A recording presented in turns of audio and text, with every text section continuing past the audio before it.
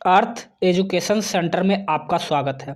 आज हम लोग Bihar civil code, court clerk, reader, steno के होने वाले प्रारंभिक परीक्षा के हम लोग जीके सेक्शन को करने वाले हैं। इसमें टोटल 20 एमसीक्यू होंगे। तो चलिए हम लोग वीडियो को शुरू करते हैं। इस चैनल के माध्यम से इसके पहले हमने सेट 6 कर चुके हैं। तो चलिए हम लोग वीडियो को शुरू करते हैं। पहला प्रश्न जो है क्वेश्चन नंबर 41, भारत में प्रथम स्टॉक एक्सचेंज किस वर्ष स्थापित हुआ था? इस प्रश्न का सही उत्तर है ऑप्शन नंबर बी 1875। अगर आप लोग इसका आंसर जानते हैं तो कमेंट सेक्शन में इसका आंसर आप लिखकर यह देख सकते हैं कि आपका स्कोर कितना आता है। 875 ईस्वी में स्टॉक एक्सचेंज की स्थापना मुंबई में हुआ था। सबसे पहला हुआ था मुंबई में स्टॉक एक्सचेंज आता है, जो कि सेंसेक्स के अंतर्गत आता है। मुंबई स्टॉक एक्सचेंज जो है सेंसेक्स के अंतर्गत आता है। अगर एनएससी की बात करें, नेशनल स्टॉक एक्सचेंज की बात करें, तो इसकी स्थापना 1992 ईस्वी को हुई थी और ये निफ्टी के अंतर्गत आता है। तो ये चीज़ आप लोग ध्यान में रखिएगा। और इस सब को हैंडल कौन करता है? बीएससी करता है।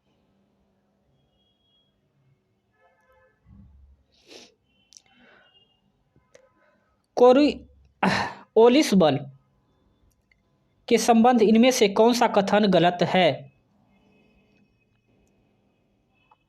तो इसका सही उत्तर हो जाएगा ऑप्शन नंबर ए, यह वायुमंडलीय दाब के अंतर के कारण उत्पन्न होता है। ये बिल्कुल गलत है, क्योंकि ये वायुमंडलीय दाब के अंतर के कारण उत्पन्न नहीं होता है।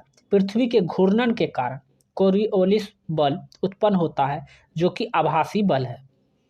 तो ए नंबर इस तरह से क्या हो जाएगा? इसका गलत हो जाएगा।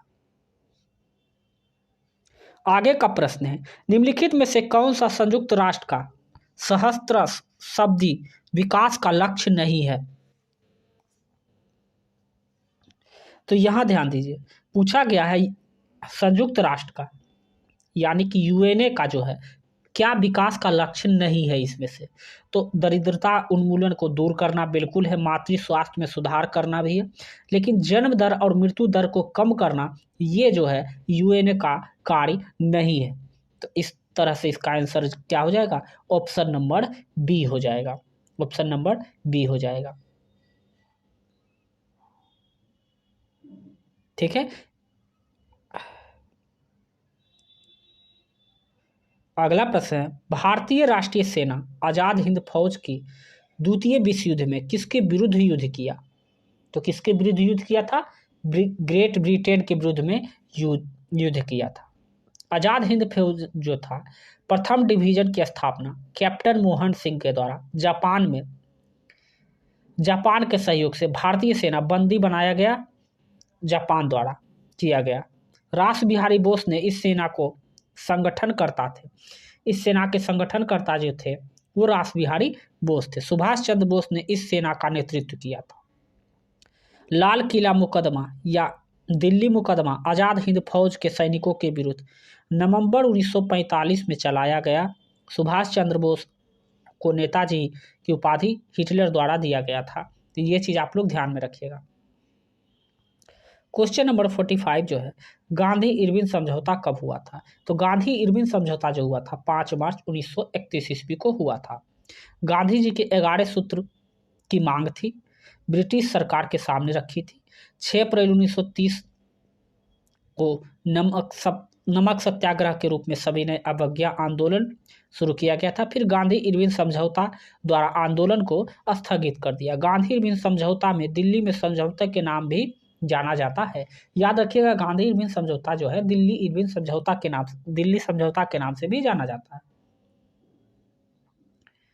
आगे का जो प्रश्न है, स्वराज मेरा जन्मसिद्ध अधिकार है और इसे मैं लेकर रहूंगा, यह कथन किसने कहा था? तो यह जो कथन है वो बाल गंगाधर तिलक का है। स्वराज मेरा जन्मसिद्ध अधिकार है, इसे मैं लेकर रहूंगा। तिलक होम रूल आंदोलन को भारत में सर्वप्रथम 1916 ईस्वी में शुरू किया था। सुभाष चंद्र बोस का जन्म कटक में हुआ था। तो ये चीज आप लोग ध्यान में रखिएगा। चरक किसके राज में चिकित्सक थे? तो चरक की अगर बात की जाए तो कनिष्क के दरबार में जो थे चिकित्सक थे, वैद्य थे। कनिष्क के दरबार में अश्वघोष भी रहते थे। अश्वघोष ने सूत्रालंकार, ललित विस्तार, सौंदर्य आनंद, चरक ने आयुर्वेद के चरक संहिता की रचना की थी। तो ये चीज आप लोग ध्यान में रखिएगा। हिमालय की सर्वोच्च श्रेणी कौन है?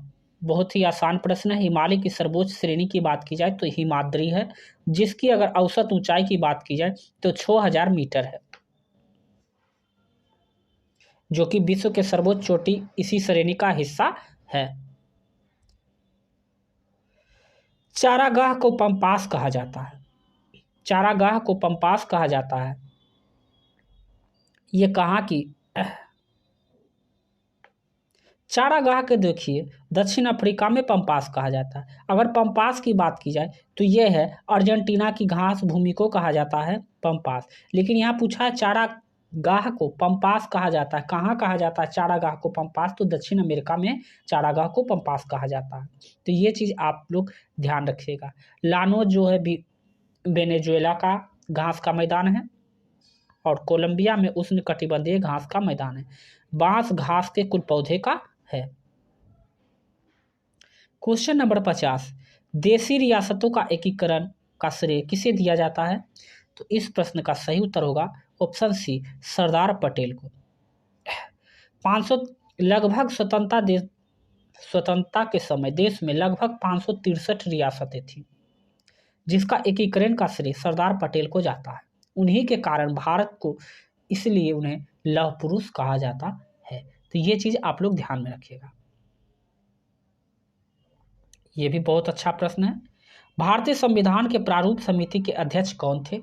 तो प्रारूप की समिति की अगर अध्यक्ष की बात की जाए तो ये थे भीमराव अंबेडकर। डॉक्टर भीमराव अंबेडकर जो थे प्रारूप समिति के अध्यक्ष थे। अगर प्रारूप समिति की गठन की बात की जाए तो याद रखिएगा 29 अगस्त 1947 को प्रारूप समिति का गठन हुआ था, जिसमें 7 सदस्य थे। संविधान सभा के सलाहकार जो थे वो BN राव थे। कौन थे? BN राव। संघ संचालन समिति के अध्यक्ष डॉक्टर राजेंद्र प्रसाद थे।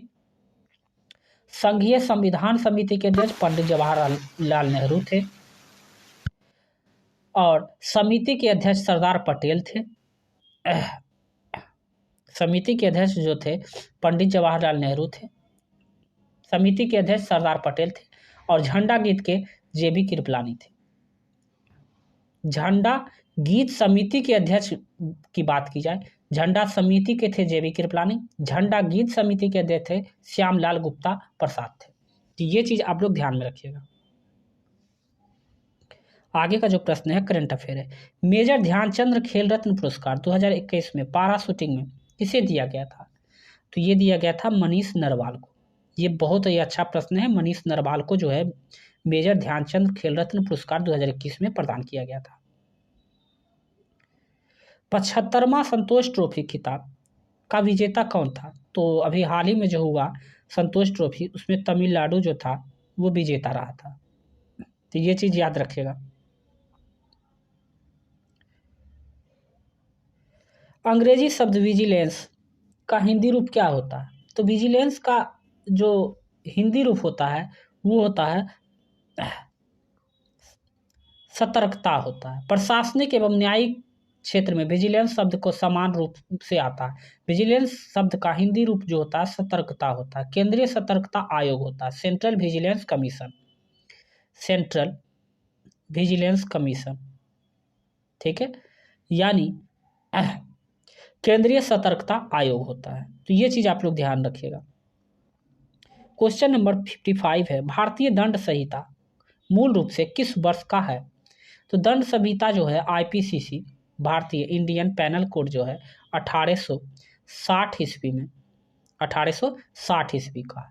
भारतीय साक्ष्य अधिनियम 1872 ईस्वी का है और संपत्ति अंतरण अधिनियम जो है 1882 ईस्वी का है और सिविल प्रक्रिया संहिता 1908 ईस्वी का है। तो ये सारे फैक्ट आप लोग ध्यान में रखिएगा। 56 नंबर क्वेश्चन है, ऑक्सीजन के बाद सबसे अधिक उपलब्ध मूल तत्व कौन सा है? तो ऑक्सीजन के बाद की अगर बात की जाए तो ऑक्सीजन के बाद सबसे ज़्यादा सिलिकॉन है 27.69%, जबकि इसके बाद एल्युमिनियम है, सिलिकॉन के बाद है एल्युमिनियम, और एल्युमिनियम के बाद है लोहा, ठीक है, और सबसे कम जो है वो कार्बन है। तो ये चीज़ आप लोग ध्यान में रखिएगा। व्यतिकरण की घटना हो सकती है, तो यहाँ ध्यान दीजिए, व्यतिकरण की जो घटना हो सकती है सिर्फ सभी तरंगों में हो सकती है। ये क्या हो सकती है? तरंगों में हो सकती है, ठीक है। तो ये चीज़ आप लोग ध्यान में रखिएगा। व्यतिकरण की घटना तरंग में हो सकती है। एक परिणामी तरंग बनाने के लिए दो या दो से अधिक चुंबकीय तरंग का संयोजन करते हैं, जिसका आयाम अधिक, कम या समान हो, उसे व्यतिकरण कहा जाता है। तो यहाँ पर आप ये चीज़ को ध्यान दीजिएगा। आगे का जो प्रश्न है, गुरुत्वाकर्षण की परिभाषा किसने दी थी? बहुत ही इजी प्रश्न है। गुरुत्वाकर्षण के बारे में आप लोग को पता होगा। गुरुत्वाकर्षण का नियम जो है न्यूटन के द्वारा दिया गया था, ठीक है।